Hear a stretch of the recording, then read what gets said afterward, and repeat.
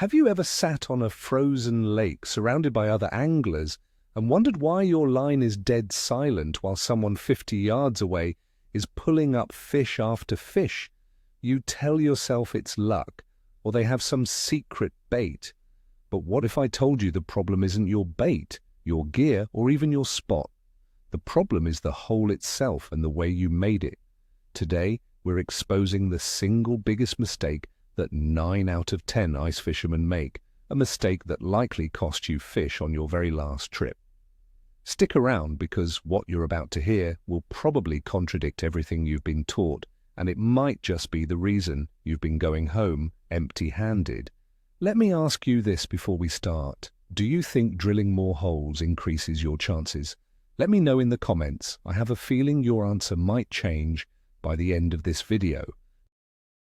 For generations, the approach to ice fishing has been straightforward. You get out on the ice, you look for a promising spot, maybe where you see other people, or where you caught fish last year, and you fire up the auger. The goal is to get a line in the water as fast as humanly possible. It's a tradition passed down from father to son, this sense of urgency. The belief is simple: the more time your lure is in the water, the more fish you'll catch. We've been conditioned to think that activity equals results. Drilling, setting up, baiting the hook. It all feels productive, but this very mindset, this rush to get started, is the foundation of the mistake. We focus so much on the fishing part that we completely botch the preparation part. And in ice fishing, the preparation is everything. We're about to deconstruct that old school habit piece by piece. Let's begin with the scene. It's early morning. The ice is a blank canvas. You pull up, gear in tow, and the first thing you do is scan the horizon. You see a small cluster of shelters and shanties about 200 yards out. The first thought that enters your mind is the most common and flawed assumption in all of fishing. There must be fish over there. This is mistake number one, the mental shortcut that sets you on a path to failure before your auger even touches the ice. You're not making a decision based on a map or structure or electronics. You're making a decision based on social proof. You're following a herd, assuming they know something you don't. But you have no idea if they've been there for 10 minutes or 10 hours. You don't know if they are catching anything or if they are just as clueless as you are. This initial decision is based on hope, not strategy, and it's the first link in a chain of errors. So you've decided to join the crowd. You trudge over, pick a spot that's respectfully distant but still in the zone, and you fire up that auger. Let's talk about that sound. To you, it's the sound of potential, the start of a great day. But to every fish within a 50-foot radius, it is the sound of a predator attacking from above. It's a high-frequency, ice-shattering vibration that travels through the water column at incredible speed. Imagine you're in a quiet library and someone starts up a chainsaw right over your head. You wouldn't stick around to see what happens next. You'd be gone. Fish, especially pressured fish on a popular lake, are incredibly sensitive to these vibrations. They don't rationalize it. Their primal instinct screams danger. That roar of your two-stroke or the high-pitched whine of your electric auger is a dinner bell for you, but it's a massive red alert for them. Now we move to the physical act of drilling, and the second major mistake, the one-and-done approach. The average fisherman drills one hole, maybe two, and immediately sets up camp. They've committed. Their chair goes down, the heater comes out, the tip-ups are set. They have invested all their hope and effort into this single 6 or 8-inch portal to the underwater world. Why is this such a huge error? Because you have absolutely zero information about what is happening directly below that hole. You're fishing blind. You're assuming that out of this entire vast underwater landscape, you managed to place your hole directly on top of a fish-holding structure or a travel corridor. The odds are astronomically against you. It's like throwing a single dart at a massive board in a dark room and just hoping you hit the bullseye.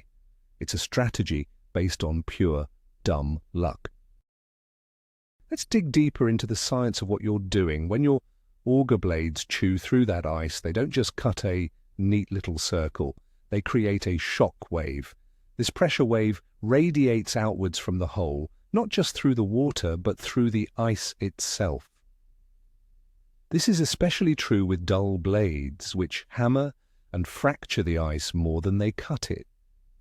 Think of it like dropping a bowling ball on a trampoline. The effects are felt far from the point of impact. Any fish that was nearby, suspended and neutral, is now on high alert. Panfish will scatter. A cruising walleye or pike will veer off its path. You have effectively created a dead zone around your hole before you've even had a chance to see if there was anything there to begin with.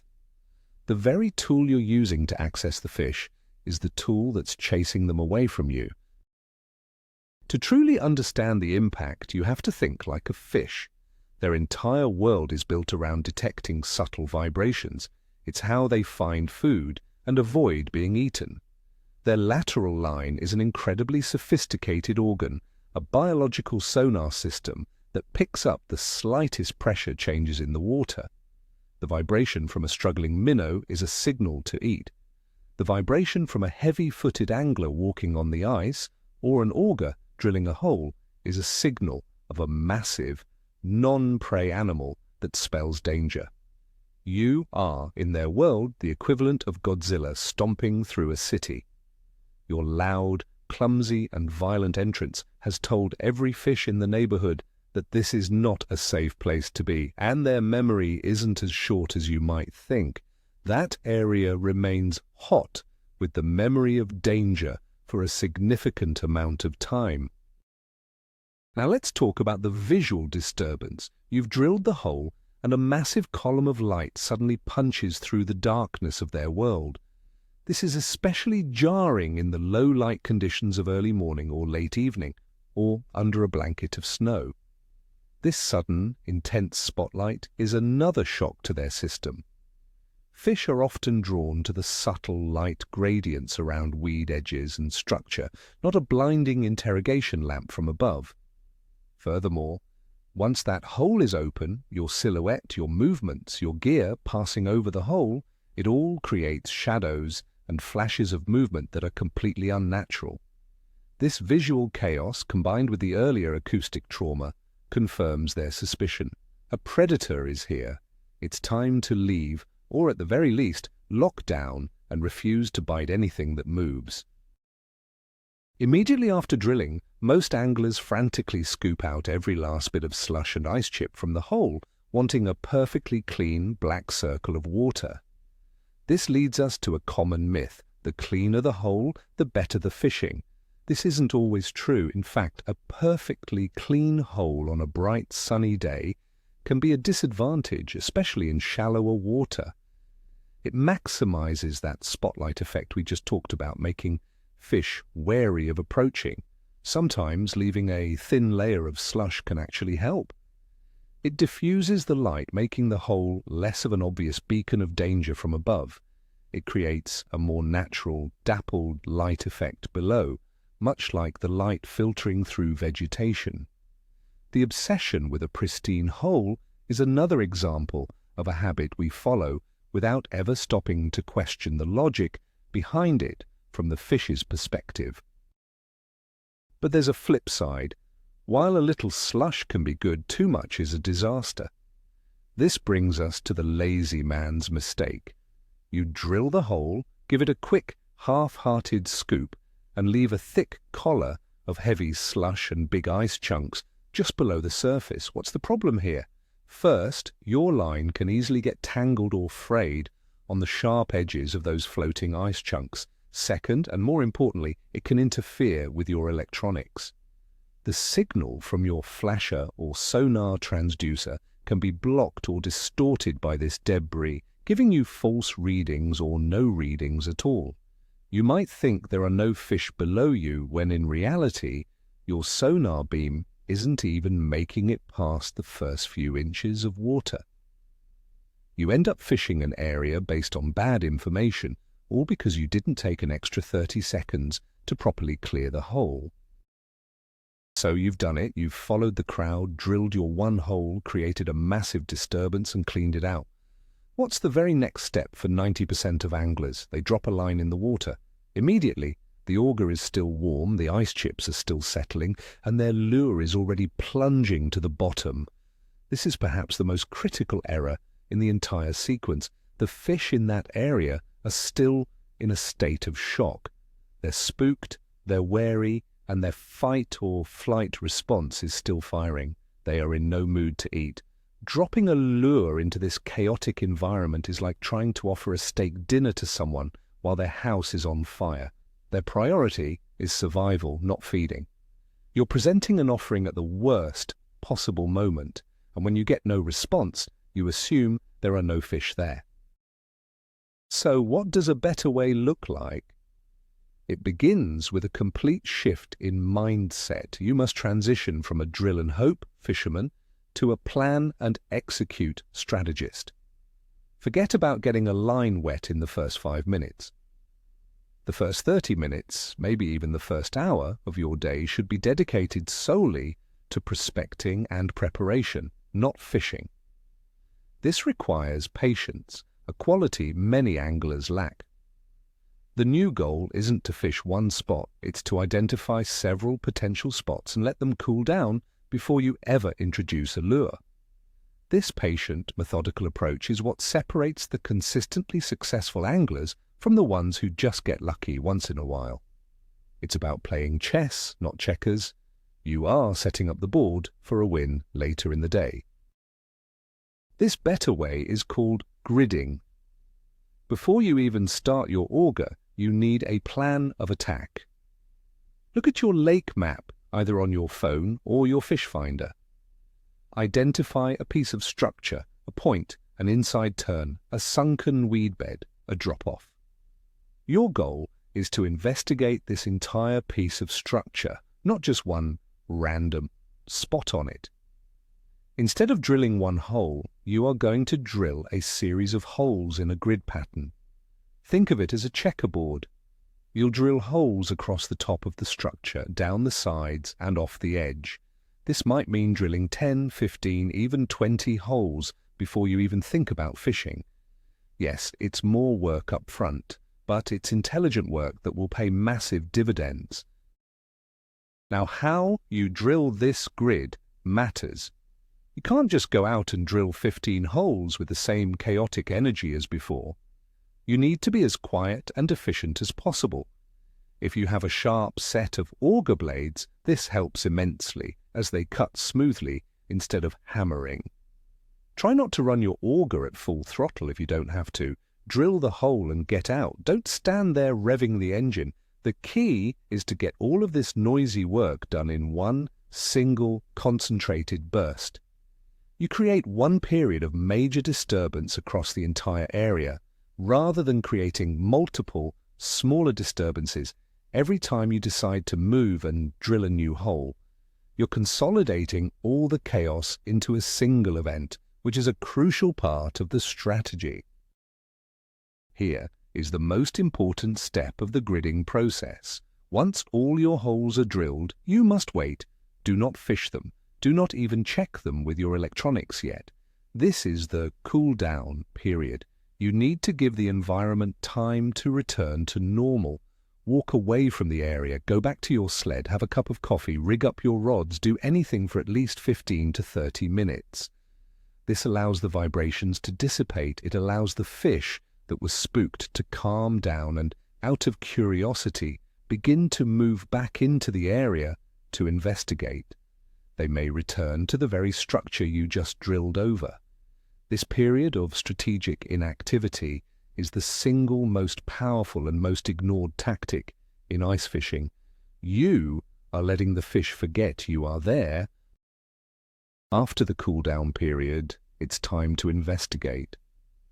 This is where your electronics are absolutely essential. You're not going to fish yet. You're going to read the holes you drilled. Take your flasher or sonar transducer and walk from hole to hole. Drop the transducer in for just 10 to 15 seconds. You are looking for two things, depth and signs of life. Is the hole on the edge of the drop-off like you planned? Is it shallower on top of the weed bed? Most importantly, are you marking any fish? A single flicker on the screen, a faint line showing a suspended crappie, a thick red band indicating a bottom-hugging walleye, this is the information you've been working for. You are quickly and efficiently building a complete picture of the underwater world in your grid. What are you looking for when you're reading these holes? Don't just look for fish, look for bait fish. A cloud of bait on your sonar is often a better sign than a single large mark, because it means the predators won't be far away. Pay attention to the bottom composition. Is it a hard, rocky bottom that shows up as a thick, sharp line on your flasher? Or is it a soft, muddy bottom that shows up as a weaker, thinner line? Different species prefer different bottom types. In just a few minutes of walking your grid, you can learn more about a spot than someone who has been fishing a single hole there for hours.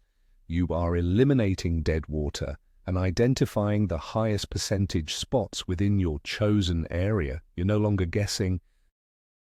Now, and only now, do you start fishing. But you don't just pick one hole and camp out. You have a handful of prime targets identified by your electronics. Maybe hole number 3 showed a suspended crappie and hole number 8 was on the perfect depth at the edge of the drop-off. You can start at hole number 3, fish it for 5 or 10 minutes. If you get no response, you don't sit there and wait. You pull your line and move to hole number 8. You are hole hopping. You are actively hunting for the fish rather than passively waiting for them to find you. Because you did all the noisy work up front, you can now move between these holes quietly and stealthily without spooking the fish all over again. You have turned a random piece of ice into a strategic hunting ground. Let's compare the two approaches. The average angler spends 3 hours fishing one hole that he drilled over 0 fish. He is bored, he is cold, and he catches nothing. He blames the fish. The strategic angler spends 30 minutes drilling a grid and letting it rest.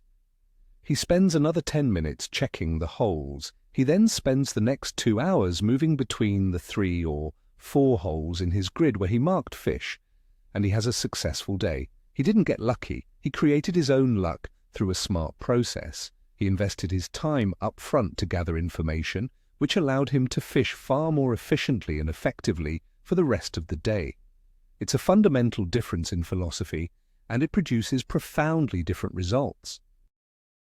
This method also keeps you engaged and active. How many times have you sat by a hole, slowly getting colder, losing focus, and just going through the motions? The gridding and hole-hopping method keeps you moving, thinking, and adapting. You're constantly analyzing what your electronics are telling you and making decisions based on real-time feedback. It turns a passive waiting game into an active pursuit. This mental engagement is not only more fun, but it also makes you a better angler. You start to see patterns. You realize the fish are holding at a specific depth along the drop-off, or they're only active in the holes drilled over the weeds. You are learning the water, not just soaking a bait. And what if you don't have expensive electronics like a flasher or live sonar? Can you still apply this method? Absolutely. The core principles remain the same. Drill your grid of holes based on a lake map to cover different depths and structures. Wait for the cool-down period. Then, instead of using a flasher, you use a simple jigging rod with a heavy lure like a spoon to sound each hole. You can feel for a hard or soft bottom. You can count how long it takes for the lure to hit bottom to quickly map out the depth changes across your grid. Then you simply have to fish each hole for a few minutes to see if there are any active fish there. It's not as fast, but the strategic approach of prospecting first and fishing second is still vastly superior to parking on one random spot. The ultimate payoff of adopting this strategy is confidence. You are no longer a victim of circumstance, just hoping a fish swims by. You are taking control of your fishing day. You have a repeatable process that is based on logic and observation. Even on a slow day when you don't catch a limit, you will go home knowing that you fished smart. You know you gave yourself the absolute best possible chance of success. Over time, that confidence builds and your catch rate will inevitably increase. You'll spend less time sitting on dead water and more time with a bent rod. This single shift in your on-ice process, from impatient drilling to patient prospecting, is the true secret that separates the 10% who consistently catch fish from the 90% who just hope to. So, let's bring it all together. The 90% mistake isn't just one thing. It's a fatal sequence of events born from impatience, following the crowd, drilling a single hole with a ton of noise, and fishing it immediately. The what et a poverot, the plot twist, is that the most productive thing you can do when you get on the ice is nothing. The secret is to do all your disruptive work first, and then have the patience to walk away and let the underwater world reset. You need to stop thinking like a fisherman who needs to get a hook in the water and start thinking like a hunter who carefully surveys the field before making a move. This approach will fundamentally change how you see a frozen lake, transforming it from a featureless white desert into a strategic map of possibilities. Thank you for watching. If this changed your perspective, do me a favor and hit that like button and subscribe for more content that challenges the old way of doing things. Now for the comments after hearing this. What's the one thing you're going to change on your very next ice fishing trip?